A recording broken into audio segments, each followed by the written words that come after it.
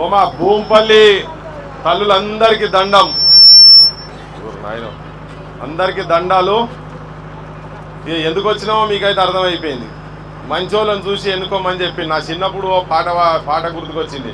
ఓ చిన్న లైన్ వాడతా, మంచిగా ఉండదు కానీ మీకు నచ్చదో తెలియదు. నా గొంతు అంత మంచిగా ఉండదు. ఎంతున్నది టైం? 5 నిమిషాలా? కొంగు నడుముకు చుట్టవే చెల్లెమ్మ, కొడవన్లు చేపట్టవే చెల్లెమ్మ. కొంగు నడుముకు చుట్టవే చెల్లెమ్మ, కొడవన్లు చేపట్టవే చెల్లెమ్మ. పసిపాపాలేడ్చిన పాలివ్వనివ్వాడు, ఉరి ఉరిమి చూస్తాడు ఊరితో రాగాడు. పసిపాపాలేడ్చిన పాలివ్వనివ్వాడు, ఉరిమురిమి చూస్తాడు ఊరితో రాగాడు. పొద్దంతా పని చేసిన చెల్లెమ్మ, పస్తు రోజులు తప్పాలే చెల్లెమ్మ. ఇది ఎప్పుడో నా చిన్నప్పుడు విన్న పాట. ఇప్పటికింకా మా తల్లులు ఊర్లలో పోతే పస్తు రోజులు తప్పలేవు. ఆఖరికి చిన్నగా 200కో 300కో ఎవరో ఒక నాయకుడు ఇస్తే ఆ కూలి పని ఆ రోజు బంద్ చేసి ర్యాలీల్లో తిరిగే కాడికి వచ్చింది మన పరిస్థితి. మన బతుకులు కాడు ఉన్నాయి. మీరు కష్టపడి కైకూలు చేసి ఇంతో అంతో వ్యవసాయం ఉంటే మీరందరు కష్టపడి చదివిపించి మా నగేష్ లెక్క మా ఊళ్ళ లెక్క మీరు హైదరాబాద్కు పంపిస్తారు కదా.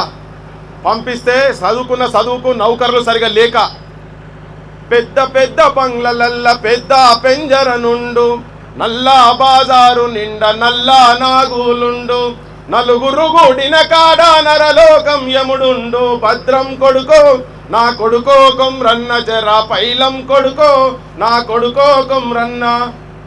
వీడికెళ్ళి మీరు చదివించి ఆడికి పంపిస్తే పెద్ద పెద్ద బంగ్లాలోళ్ళు ఇక్కడోళ్ళు, అక్కడున్న పెద్ద పెద్ద బంగ్లాలోళ్ళు, ఇక్కడున్న బాబులు అక్కడ హైదరాబాద్కి వచ్చినాక వాళ్ళదే నడుస్తున్నది.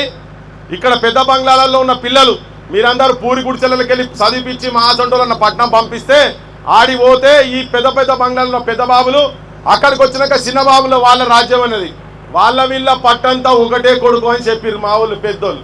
మీరు ఆడికి వచ్చి ఇక్కడ చదివించి పంపిస్తే ఆడికి వచ్చినాక కూడా చదువుకు తగ్గట్టుగా నౌకరు దొరకలేవు. ఎందుకు దొరకలేవు అంటే ఇప్పుడు ఆ కాలం పోయింది, పెద్ద మనుషుల కాలం పోయింది, దొరల భూస్వాముల కాలం పోయింది. ఈ దొరల భూస్వాముల పిల్లలు ఆడికి వచ్చి ఆడ దందాలు చేస్తున్నారు. మళ్ళీ ఇప్పుడు ఆడికెళ్ళి మళ్ళీ ఊర్ల మీద పడి మళ్ళా సర్పంచులు ఎంపీటీసీలు మళ్ళీ రాజ్యాధికారం మన వర్గాలకు, బీసీ వర్గాలకు, కింది కులాలకు రాజ్యాధికారానికి దూరం చేసి మీ పిల్లలు మీరు చదివిపించి పట్నం పంపిస్తే ఏదో చచ్చిపోయే ముంగడ అవ్వయ్యకింత బుక్కడు బువ్వ పెట్టాలి, అమ్మమ్మలకు నాయనమ్మలకు తాతలకింత గౌరవపూరితమైన బతుకు ఇవ్వాలంటే ఇచ్చే పరిస్థితి లేదు. ఎందుకు లేరు అంటే ఇక్కడ మీరు పైసలకు ఓట్లేస్తే ఈ పైసలు సంపాదించుకుంటేందుకు వాళ్ళు దందాలు చేస్తారు తప్ప, అమ్మాయి ఒక 1,00,000 రూపాయలు పెట్టో 10 లక్షల రూపాయలు పెట్టో ఇక్కడ మిమ్మల్ని ర్యాలీలోకి పిలిచింది అనుకో ఊకే పిలుస్తారా? తిక్కలోలా తెలియదక్కువ ఏమన్నా ఏం చేస్తారు వీళ్ళు? దాంట్లో మళ్ళీ లాభం వచ్చేది ఉంటేనే చేస్తారుగా, అంతేనా? మీ నెత్తి మీద టోపీ పెట్టేటందుకే మీకు పైసలు ఇచ్చి ఇలా బజాట్ల చిల్లర పైసలకు అమ్ముడు పోయేటట్టుగా చేసి ఓటు నమ్ముకుంటే మీ పిల్లలు, మీ భవిష్యత్ తరాలను ఒక సంకలెత్తుకున్నాడు మావోడు పిల్లగాడు. ఆ పిల్లల బతుకులు ఆలోచించండి మీరు ఒకసారి దయచేసి. పైసలకు అమ్ముడు పోకండి. పైసలకు అమ్ముడు పోతే మన గురించి ఎవడు ఆలోచించాడు. రేపు పొద్దుగాల 10 మంది మీ ఇళ్ళ ముంగడి కాడికి వస్తే మీ పిల్లలు ఏం చదువుతున్నారు, మీకు నౌకరు ఎక్కడున్నది, మంచిగా తింటుండ్రా లేదా అని మాట్లాడే పరిస్థితి లేదు. తలకాయలను చూసి పైసలు ఇస్తారు. ఇప్పుడు మీరు ర్యాలీలు ఎంతమంది పోయినరో ఆడబిడ్డలు చాలా మంది పోయారు. చదువుకున్న వాళ్ళు కూడా కనబడుతున్నా. ఈ చదువుకున్న వాళ్ళకు నౌకర్లు ఉన్నాయా లేవా అని ఎవడు అడిగాడు? అడిగే పరిస్థితి లేదు. ఎవడు అడుగుతాడంటే మీ జాతులకి వెళ్ళి మీ కులాలకి వచ్చి ఆ బాధలు సాధలు తెలిసినోడే మాట్లాడతారు ఆ మాటలు. మళ్ళీ మీరు కూడా ఇంతకుముందు పెద్దబాబులు పెద్ద దొరలకు వేసినప్పుడు చిన్న దొర వస్తే చిన్న దొర సంకనాక మనోళ్ళు కూడా తిరుగుతున్నారు. దయచేసి అటువంటి జీవితాలు కాకుండా మీరు మీ బతుకులు తెలిసి మీ ఊర్లో ఉండేటోళ్ళని చూసుకొని మీ బాధలు సాధలు తెలిసిన వాళ్ళను ఓట్లేసి గెలిపించుకుంటే రేపు పొద్దుగాల పావురానికి ఏమన్నా అయ్యో నా బిడ్డలు నా వాళ్ళు నా జాతుల మనుషులు కాబట్టి ఓట్లేసుకుంటే మా వాళ్ళకి ఏమైనా చేయాలని ఆలోచన ఉంటుంది. కానీ పైసలకు మీరు అమ్ముడు పోతే వాడు మిమ్మల్ని అమ్ముకుంటాడు. ఎవరు గెలిచినా కానీ మిమ్మల్ని అమ్ముకుంటాడు. అమ్ముకుంటూ రాలేదా? పుణ్యాన్ని చేసి సారావా చెప్పవు? అమ్ముకుంటూ రాలేదా? నాకు చాలా బాధ అనిపిస్తుంది. ఒక వరద లెక్క మొత్తం ఆడికెళ్ళి ఇక్కడికి మొత్తం వస్తురండి. ఎందుకు వస్తున్నాయి అంటే 200 300 అట. ఎక్కడున్నామమ్మా? ఏ కాలంలో ఉన్నాం మనము? యాడున్నారు మీరంతా? ఒక 200 300 ఒక రోజు కైకూలి పైసలు కదా. పోకుండా ఆత్మాభిమానంతో ఉంటే ఏమవుతుంది? మీ పిల్లలకు గదే నేర్పిస్తారా భవిష్యత్తులో? అమ్ముడు పోవాలరా, మనం అంతా బానిసత్వం చేయాలి, తిరుగుబాటు చేయొద్దు. మనము ఎందుకు చచ్చిపోయినరు? అన్నలలో పోయి కొంతమంది చచ్చిపోయి, తెలంగాణ ఉద్యమంలో నౌకర్లు వస్తలేవని కొంతమంది చచ్చిపోయి, మీరు అన్న బిడ్డలే కదా ఆడికి వచ్చి మేము కొట్లాడుతున్నాము. మరి ఎంతకాలం నడవాలి దమనకాండ? ఓటు అమ్ముకోకండి. పెద్ద మనిషి గదే చెప్పిపోయిండు. అమ్మ వెనకట రాచరిక వ్యవస్థలా రాణి గర్భంలో ఎవడుంటే వాడే రాజు, అంతే కదా? రాజుల కాలంలో ఏం జరిగేది?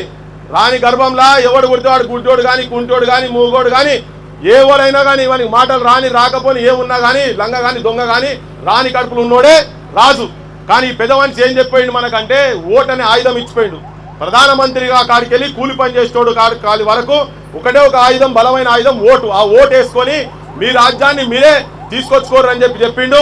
కనుక మీరు అమ్ముడు పోకుండా మీ ఓట్లు మీకే వేసి, మీ భవిష్యత్తు పిల్లలకు మీ ఓట్లు వేసి, మీరు రేపు పొద్దుగాల మీ పనులు ఏమన్నా కాకుండా అడిగేటట్టుగా ఉండేటువంటి వాళ్ళను మీరు చూసి, చదువుకున్న వాళ్ళు ఎంత చదువుని, 5వ తరగతి చదవని, 6వ తరగతి చదవని అమ్మలందరికీ చెప్తున్నా, మంచోళ్ళని చూసి, మీకు అందుబాటు ఉన్న వాళ్ళని చూసి మీరు ఓట్లు వేసుకొని, పైసలు ఎవడో ఇచ్చిండు, ఒక గద్ద లెక్క వచ్చిన వాళ్ళకి ₹1 కోటి 2 కోట్ల రూపాయలట, ఏమైనా పర్వాలే కానీ సర్పంచ్ అయితే అవుతా అని.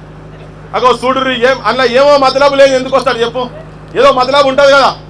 ఆ మతలబే మనల్ని కింది కులాలను, పేదోళ్లను, బీసీ ఎస్సీ ఎస్టీలను ముంచేటువంటి ఆలోచన మీరందరూ. నేను పాట ఉట్టిగా పాడలేదు.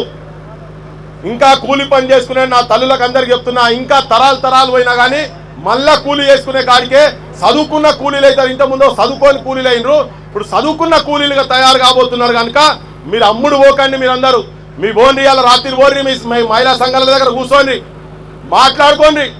మీ మహిళా సంఘాలు కూడా పైసలు ఇచ్చిందట, పైసలు పాడుబడ పైసలు.